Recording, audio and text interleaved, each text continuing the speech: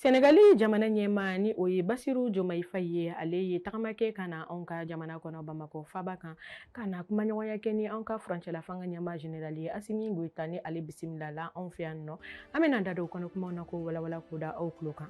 An ka minisiri min kɛ baara bɛnnen don bayɛlɛmali ale ni jagoko ɲɛnabɔli bunakun kan ale ye tagama kɛ ka taa cakɛda lajɛ anw fɛ yan nɔ ni o ye siman dilan usine ye ni o baaraw bɛ sen na min nafolo kasabi bɛ taa i jɔ sefa wari miliyari 30 ka taa bila 70 ɲɔgɔn na o bɔɲɔgɔnko la an bɛna da don la ko walawala k'o da aw bɛɛ lajɛlen tulo kan.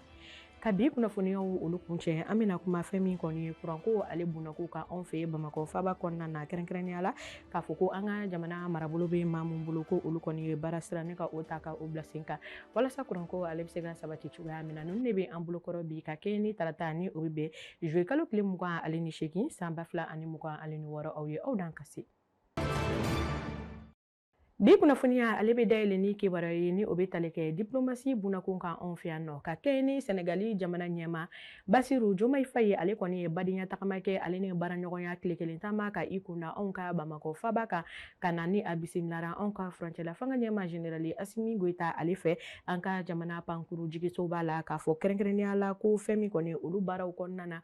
k'a yira k'a fɔ ko an ka hymne nationaliw ni o ye Senegali ta ale ni Mali kɔni ta o foliw bɛɛ lajɛlen kɛlen kɔfɛ fɛn min kɔni ye bonyamasegin bɛɛ lajɛlen kɔfɛ u ye ɲɔgɔn ta ni ka taa Kuluba masakɛso la ka taa kumaɲɔgɔnya kɛ ni jamana ɲɛmaa filaw olu ni ɲɔgɔn cɛ baarasiraw olu kɔni kan mun bɛ kɛ jamana fila in bɛɛ lajɛlen ma nimisiwasa ale kɔni ye o nasira fɛ k'a yira k'a fɔ ko délégation min ni o tun bɛ fɛn min kɔni ye Basiru Jomayi Fayi ale nɔfɛ ni o bɛ tali kɛ minisiriw olu ni fɛn min kɔni ye maaba caman na k'o fɔ ko olu yɛrɛ fana ye kumaɲɔgɔnya kuntagalajan ni ka o ta ka o kɛ baarasiraw olu kɔni kan mun bɛna kɛ jamana fila ninnu bɛɛ lajɛlen ma hɛrɛ ye k'a yira k'a fɔ ko o baaraw ko olu kɔni de taara ka o kɛ fɛn min kɔni ye walasa ka dɔ fara Mali ale ni Senegali u ka tɛgɛ di ɲɔgɔn ma o kɔni kan ale ni fɛn min kɔni ye badenya ni sigiɲɔgɔnya min bɛ jamana fila olu ni ɲɔgɔn cɛ o sɔrɔla o kunnafoniya na ko walawala k'o da aw bɛɛ lajɛlen tulo kan. Hadamadenya ale taabolo ɲuman ale ni lakana sabatili bunakun kan k'a fɔ ko o kɛn bɛ kumaɲɔgɔnya ye mun bɔra an ka fɛn min kɔni état major général ye ale kɔni fan fɛ min na ni a ye a yira k'a fɔ k'u ka dɛmɛ ta ka o kɛ jamana kɔnɔdenw ye ko o de ye olu ka wulikajɔ belebeleba ye ni o kumakanw taara ka o fɔ communiqué kɔnɔna na min bɔra ka kɛ ni bi tarata ni o bɛ juillet kalo tile 28 o ma min na ni a ye ɲɛfɔli kɛ k'a fɔ ko an ka wolomasiri tabaw ko olu kɔni ye dɛbɛ don fɛn min kɔni ye dumunifɛnw ma ni an ko olu ma ko aravita ma ni ka o kun ta ka o se yɔrɔ kofɔlen ma o de bɛ tali kɛ jafara bɛ la ni o bɛ tɛnɛndun cercle ye ale la fo ka taa se village de Numbozo ni ale bɛ jɛnɛ kɔni cercle o la kɛrɛnkɛrɛnnenya la ka yira k'a fɔ ko o baaraw ko o taara ka o kɛ ni fɛn min kɔni ye jɛlenya ye ka yira k'a fɔ ko kɛrɛnkɛrɛnnenya la ni o ta ka o fara ɲɔgɔn kan ko fɛn min kɔni ye denrée alimentaire ale tɔni 48 ɲɔgɔn na o bɔɲɔgɔnko ni o bɛ tali kɛ malow la fo ka taa se nɔnɔw sukaro ale ni tulu olu ma ka fo ka taa se ni kɛrɛnkɛrɛnnenya la fɛn min kɔni ye furakisɛw ye ko olu yɛrɛ fana bɛ a la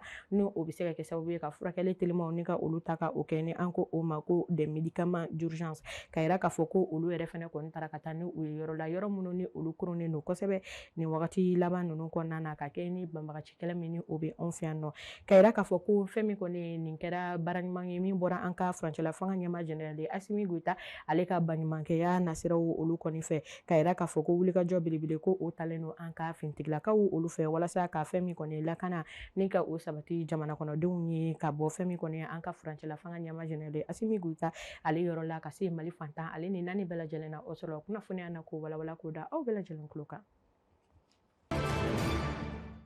Bayɛlɛmaliko bunakun kan ale ni sɔrɔboso sira yakubaya bunakun kan an ka minisiri min ka baara bɛnnen don bayɛlɛmali ale ni jagoko ɲɛnabɔli bunakun kan ni o ye Musa Alassane Jalo ye k'a fɔ ko ka kɛ ni kununko tɛnɛ ni o tun bɛ bɛn juillet kalo tile 27 san 2026 ale y'i senfa ka taa cakɛda min ni o ye usine ye ni o bɛ ka taa ka bila sen kan anw ka jamana kɔnɔ ni o bɛ siman ni ka o de baara o ta k'o kɛ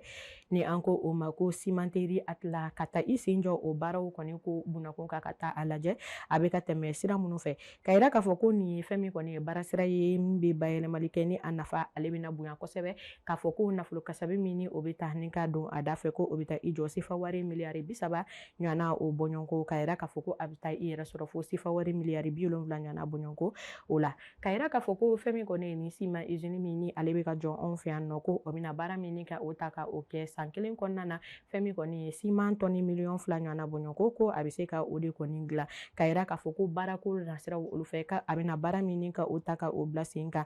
tilennen ale ni fɛn min kɔni ye min yɛrɛ fɛnɛ tilennen tɛ ni an ko o ma ko emploi direct et indirect o bɛna taa i jɔ sifin maa 1000 ale ni 600 ɲɔgɔnna o bɔɲɔgɔnko la ka yira k'a fɔ ko usine min ni ale yɛrɛ fɛnɛ baaraw ni olu bɛ sen na anw fɛ yan nɔ k'a fɔ ko modèle hybride thermique solaire ko o de bɛ a la ka yira k'a fɔ ko ni fɛn min kɔni ye camion 100 ɲɔgɔnna bɔɲɔgɔnko ko olu de bɛ u ka bolo kan walasa ka se ka baara ni ka o ta ka o kɛ san kelen kɔni kɔnɔna na k'a fɔ ko fɛn min kɔni ye retard fɛn fɛn ni o bɛ yen nɔ ka dɔ bɔ o baaraw olu la k'a yira k'a fɔ ko minisiri ale ka laseliw olu senfɛ min na ni a ye ɲɛfɔli kɛ k'a fɔ baara minnu ni olu bɛ ka kalifa maa minnu na ko u ka se ka baara ninnu ni ka ale teliya kosɛbɛ walasa lakanako u ka se ka sabati cogoya min na jamana kɔnɔdenw ka sima ale sɔrɔli la walasa an bɛ fɛn min kɔni ye kɛnyɛrɛye kɛlɛ min na ka se ka olu kɛlɛ ni ka o kɛ joona ka o lafiya ta ka o di jamana kɔnɔdenw ma saraboson siraw ale yɛrɛ fɛnɛ ka yakubaya jamana ka se ka bɔ a yɛrɛ la cogoya min na o sɔrɔla o kunnafoniya na k'o walawala k'o da aw bɛɛ lajɛlen tulo kan.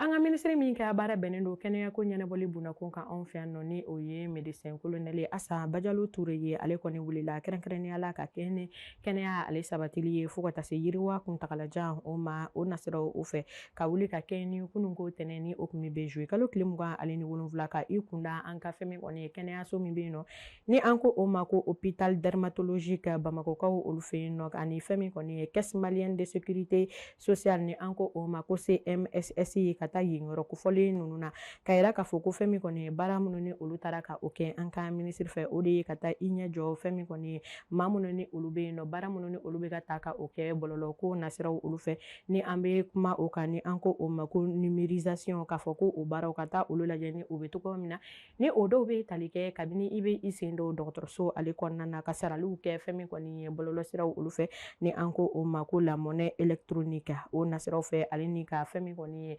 kabini fɛn min kɔni ye consultation o nasiraw olu fɛ fo ka taa se i ka baara tɔw bɛɛ lajɛlen ma ni fɛn min kɔni ye numéro identification ni o clinique o talen don maa kelen kelen bɛɛ lajɛlen tɔgɔya la ka yira k'a fɔ ko CMSS o la a ye foli belebele ni ka o ta ka o kɛ a yɛrɛ ye ka kɛ ni baara minnu ni olu taara ka o kɛ digitalisation ko bunakun o nasiraw o fɛ ka kɛ ni tɛgɛ di ɲɔgɔnma ye ni BDM banque maaw olu yɛrɛ fɛnɛ ka baara ɲɔgɔn ye mun bɛ kɛ sababu ye ka gɛlɛyaba minnu ni olu bɛ an ka cakɛdaw olu kan ka se ka fɛn min kɔni nɔgɔya ni ka o ta ka a ɲɛsin o yɔrɔ kofɔlenw ma ka kɛ ni retraité olu yɛrɛ fɛnɛ ka lahalaw ye o sɔrɔla kunnafoniya na ko walawala ko da aw bɛɛ lajɛlen tulo kan. Ka kɛ ni kumaɲɔgɔn ye jamana kɔnɔdenw olu ni ɲɔgɔn cɛ ka yira k'a fɔ ko Memorial la Modibo Keita la k'a fɔ ko ka kɛ ni bi tarata ni o bɛ bɛn juillet kalo tile 28 san 2026 ko baarasiraw olu taara ka o kɛ ni an ko o ma ko 4e conseil confédéral la kɛrɛnkɛrɛnnenya la ni o baaraw taara ka o kɛ syndicat ni o ye baarakɛlaw ka kɔkɔrɔdonbaw ye CSTM ka yira k'a fɔ ko fɛn min kɔni o baaraw taara ka o kɛ Amadou Amion Gindo ale kɔni ka yamaruyaw olu kɔnɔna na ni ale ye secrétaire général ye centrale in kɔni bunakun kan o nasiraw fɛ ka yira k'a fɔ ko a kɛra fɛn min kɔni ye lasigiden mun bɛ an ka minisiri ka baara bɛnnen don baarako ɲɛnabɔli bunakun kan ni o ye monsieur Sidou Jalo ye ale kɔni yɛrɛ fɛnɛ ɲɛma ka yira k'a fɔ ko nin kɛra hakilina ye minnu taara walasa ka fara ɲɔgɔn kan ni ka o ta ka o kɛ kɛrɛnkɛrɛnnenya la Mali dugu u bɛɛ lajɛlen ni ɲɔgɔn cɛ k'a fɔ ko fɛn min kɔni ye baarasira olu ka ta ka bila sen kan walasa marako nasiraw fɛ kɛrɛnkɛrɛnnenya la kɔkɔrɔdonbaw olu yɛrɛ fɛnɛ ka nasiraw olu kɔni fɛ k'a fɔ ko baarasira kuraw olu ka ta ka bila sen kan walasa cakɛdaw olu ka se ka u ka hakɛw ka se ka olu sɔrɔ ni ka o lafasa ka o kɔkɔrɔma don cogoya min na. Anw kɔni anw nana an ka conseil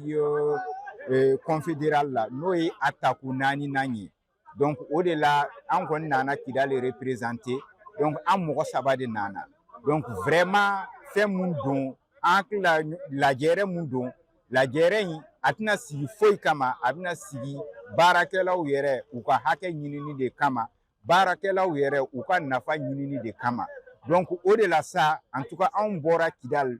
kow n'a cogoya bɛɛ gɛlɛya fɛn fɛn b'a la an kɔni ye fɛɛrɛ kɛ ka na wele jaabi walasa k'an fɛla fɔ gɛlɛya min b'an kan donc an fɛnɛ b'o fɔ nin conseil nin kɔnɔna na o fɛnɛ bɛna kɛ sababu ye donc système fɛnɛ u ka cahier de doléance la u bɛna fɔ ko nin gɛlɛya de bɛ kidalikaw kan donc u bɛ se k'a lase faamaw fɛnɛ ma cogoya dɔ la.